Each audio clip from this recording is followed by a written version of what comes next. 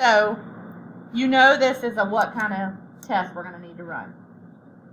Two-way ANOVA without replication, because I have each individual only have one value for District 1, Representative 1. Whereas the next one has multiple values for males, high protein. Multiple values for males, low protein. Okay? So this is straight from your notes, all right? Can everybody see that? Is that better? Okay, so sheet 1. So I'm going to go up here. I'm going to click data, right? I'm going to go to the right and click data analysis. And remember, the other day, ANOVA is the very top because it's A. We had single factor, which is one way. Now you'll see we have two factor, but you'll see we have two factor with replication. We have two factor without. Which one do I need to choose? Without. Good. So I'm going to select that and click OK. Now, on this one, you definitely do want to include your labels, okay? Because that just helps when you're trying to analyze the output, okay? So when you do input value, input range, I'm going to highlight in the top left, drag all the way over and down, and I'm going to tell it I'm including labels, okay? You'll notice alpha is 0.05. All right, everybody good? Okay. So I could select an output range on here if you want it to all stay on this sheet. Have you ever done that, or do you just let it make a new sheet? Okay, I'll just make a new sheet then. Okay, so it's kind of small. I'm going to make it a little bit bigger. And then I'm going to zoom in for you. Okay, so the top is what I want to look at first. So you'll notice it gives me a summary for each district, and it gives me a summary for each representative. Within that summary, it gives me the average for each district, and it gives me the variance. I want what? Standard deviation, okay? So remember, I can find that by typing in equals, do you remember?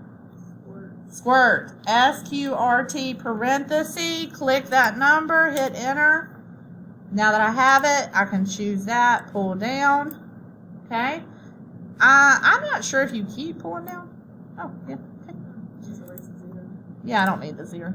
Here we go. So let me make sure. This is cell F10. Let me make sure it is square rooting E10, which if I look here, it is. Okay?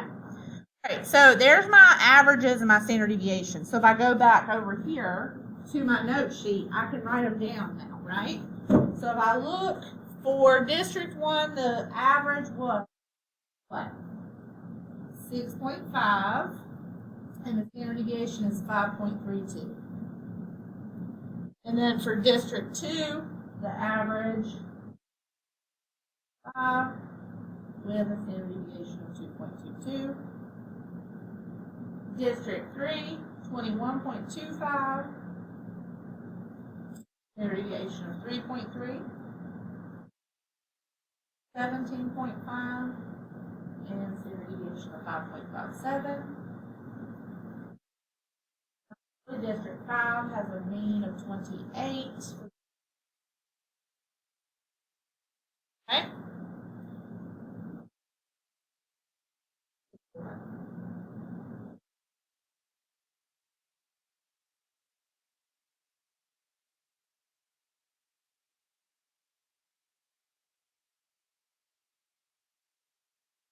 Wrong value for those. 2.22,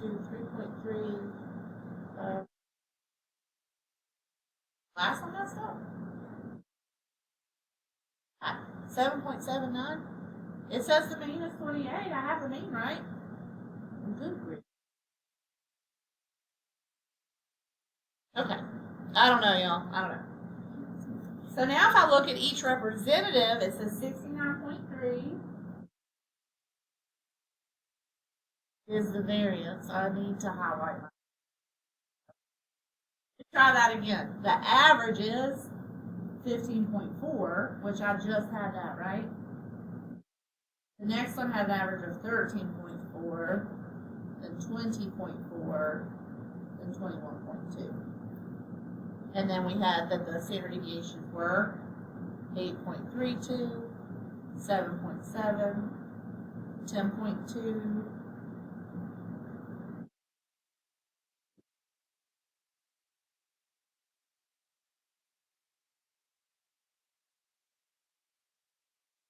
I'm talking. And just put 6.67 and ignore the 0. I may have. Okay. So now let me scroll that so I can look at the output values, okay? If you look, you see down here, remember the other day I told you it helps if we change rows and columns and put which factor that is? So which factor was in my rows? Let me look. My rows were districts and my columns were representatives. So my rows were my districts when I'm comparing districts, okay? And my columns are when I'm comparing each representative, okay? And that's important because look, you have a F statistic and a P value when I'm looking at representatives, right? But then if I'm considering districts, I have, all right, I'm going to pick a different color. I have a F statistic and a P value there as well. So it's really important to help yourself out, okay? So I'm going to pull my F statistic and my P value from this, okay? So the F statistic is, I'm looking at this time. So my F statistic is 4.